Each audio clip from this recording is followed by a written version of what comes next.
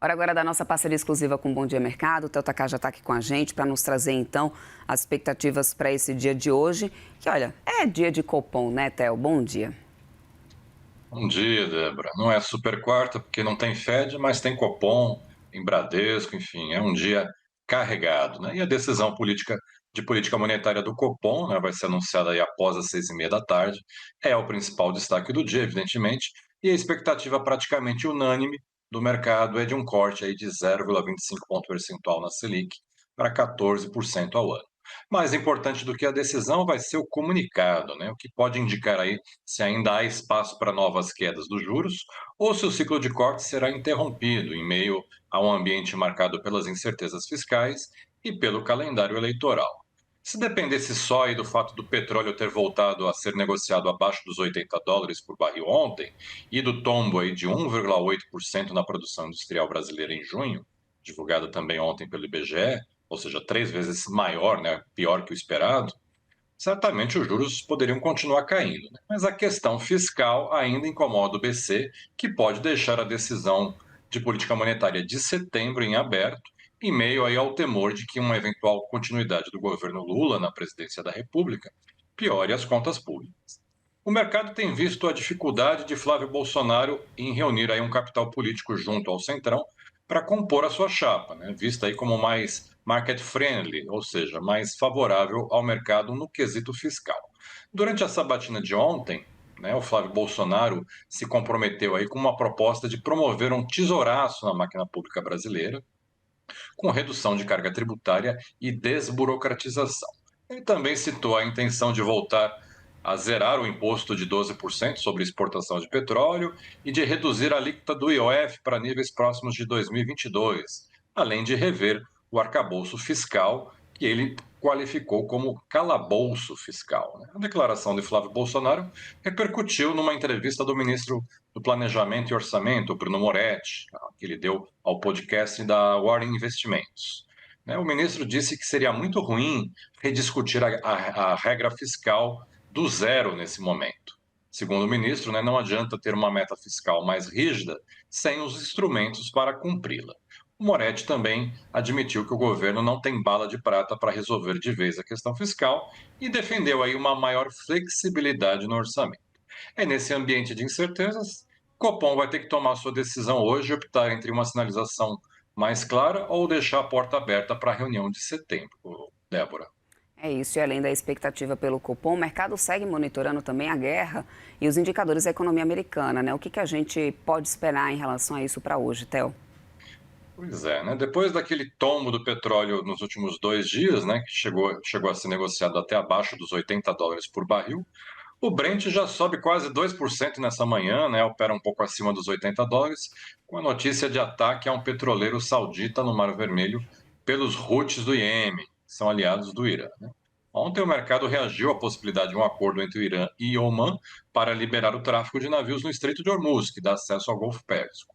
Segundo a agência Associated Press, os dois países avançaram nas negociações para restabelecer a navegação, com a cobrança de taxas para garantir a segurança da navegação.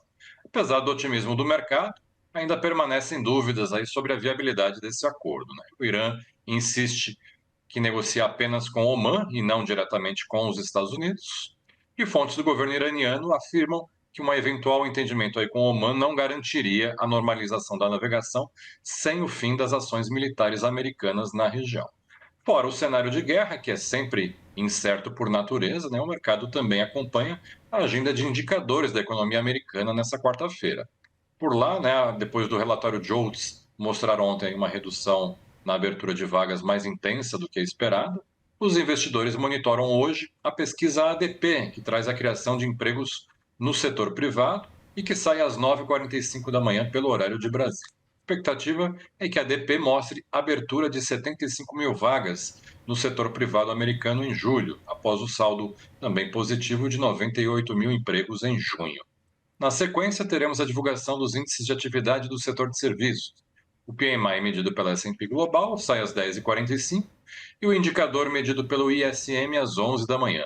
E às 11h30, o Departamento de Energia, o DOE, divulga aí os estoques semanais de petróleo lá nos Estados Unidos. Aqui no Brasil, Além do Copom no final do dia, a agenda doméstica também tem PMI de serviços, que sai às 10 da manhã. E de tarde, o Banco Central divulga às 2h30 o fluxo cambial semanal e o saldo acumulado em julho, junto com o Índice de Commodities Brasil, o ICBR, Débora. É isso. E ainda temos a temporada de balanços, né, Theo? O que esperar aí para hoje? Temporada de resultados do segundo trimestre segue intensa nessa quarta-feira, né? Com destaque aí para o Bradesco, que vai sair depois do fechamento do mercado, coladinho ali com o Copom para animar o final do dia. E agora cedo temos o balanço da Klabin. E de noite, além do Bradesco, né, teremos aí uma série de balanços para sair, uma lista enorme de companhias. Só para citar algumas, vamos ter a Axia Energia, a Copel, a Dexco, a Engie, Auren, Riachuelo, Smartfit, TOTUS, Banco Inter e Vivara. O mercado brasileiro também repercute hoje o balanço do Itaú, né, divulgado ontem de noite, que trouxe um lucro recorrente de 12,4 bilhões de reais no segundo trimestre, em linha com as expectativas. O banco manteve a inadimplência praticamente estável, ampliou a carteira de crédito e voltou a apresentar uma rentabilidade elevada, aí, com retorno sobre patrimônio de 24,3%. O principal ponto de atenção ficou aí para o corte na projeção de crescimento das receitas com serviços e seguros neste ano. Lá fora, a temporada de balanços também continua hoje com os resultados da Walt Disney, da Glencore e da cervejaria Heineken, todos aí antes da abertura das bolsas lá fora. O mercado também repercute os números da SpaceX e da AMD, né, que foram divulgados ontem de noite. A SpaceX decepcionou os investidores aí, apesar das metas ambiciosas apresentadas por Elon Musk, né? As ações caíram 7,5% no after hours depois do balanço. O Musk afirmou que pretende antecipar para 2030 sua meta de alcançar US$ 1 trilhão em receita. Prometeu lançar data centers no espaço já no ano que vem e anunciou que a empresa passará a priorizar chips da NVIDIA em seus projetos de inteligência artificial. Já a AMD superou as expectativas de lucro e receita, impulsionado aí pelo forte crescimento da divisão de data centers.